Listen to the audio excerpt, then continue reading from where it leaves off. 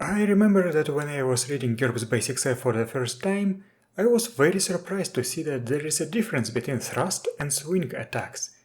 My mind was used to D&D and this alone made me want to continue reading the book. I was intrigued. Many weapons in GURPS have both a thrust attack profile and a swing attack profile. Base swing damage is always higher than thrust damage, and if you are using the default strength system, this difference is quite significant. So why don't you always go for a swing? In this video I will try to explain all the mechanical differences between these two melee attack types. Usually these two profiles have different damage types such as swing cutting or crushing and thrust impaling. For example, take a look at the katana stat line. You can also see that the reach values are different. In this case, swinging can be done at reach 1 and 2, but thrusting attacks are limited to reach 1. For some other weapons, it's the other way around. But let's take a look at something more interesting for this particular topic, the quarterstaff. Swing and thrust attacks have the same damage type and the same reach, but obviously the thrusting attack deals less damage. Why would you ever use it then? Let's dive into the rules. The first difference that I could find is that some unarmed combat skills parry thrusting attacks at no penalty, but parry swung weapon attacks at -3.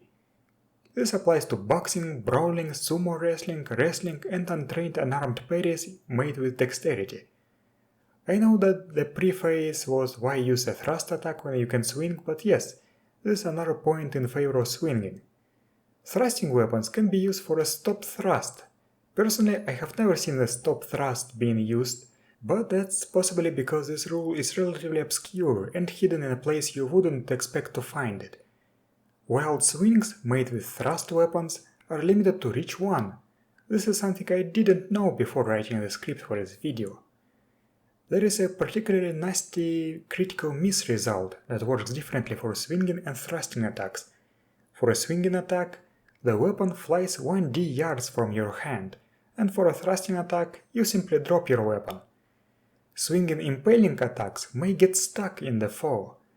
Certain thrusting impaling attacks can get stuck too, but this is not a general rule.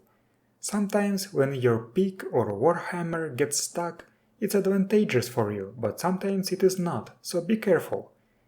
If you are using only the basic set, this is it, but other books introduce new differences and some of them are very significant. For example, when determining who draws his weapon first, swinging attacks take a -1 penalty in the resulting quick contest. When using a long weapon in close combat, all weapons take a penalty to attack rolls, but swinging weapons also take a penalty to damage, so thrusting attacks are favorable. When using all-out attack long or great lunge, swinging attacks also take a penalty to damage, but thrusting attacks are unpenalized. When used in reversed grip, thrusting attacks get a damage bonus, while swinging attacks take a larger damage penalty. When used in defensive grip, two-handed swinging weapons take a big penalty to damage. Swinging attacks made with a back strike technique have their damage penalized, while thrusting attacks do not have such penalties. Some attack options are available only to thrusting attacks, such as flying lunge, move and attack using velocity and HP, and tip slash.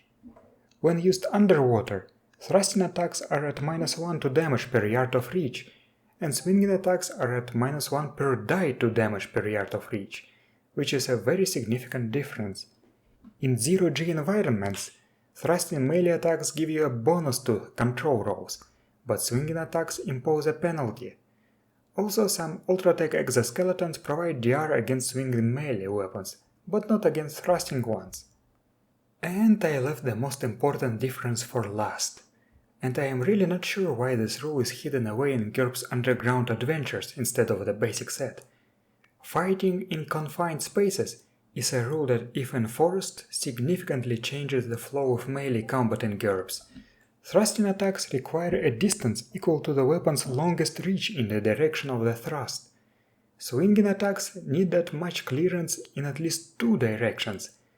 With insufficient clearance, use of the weapon is subject to close combat penalties, -4 times the weapon's longest reach to attack, -2 times longest reach to parry, and -1 swing damage per yard of longest reach. Thrust damage is unaffected. This seemingly small rule makes positioning much more important in combat, especially in the dungeons or other similar environments. When using a swinging weapon, you want to stay away from your allies. Ceiling height becomes an important factor too. So if you would like to add some spice to your combat and put a higher emphasis on positioning, then try this one out. Anyway, thank you for watching and I will see you next time.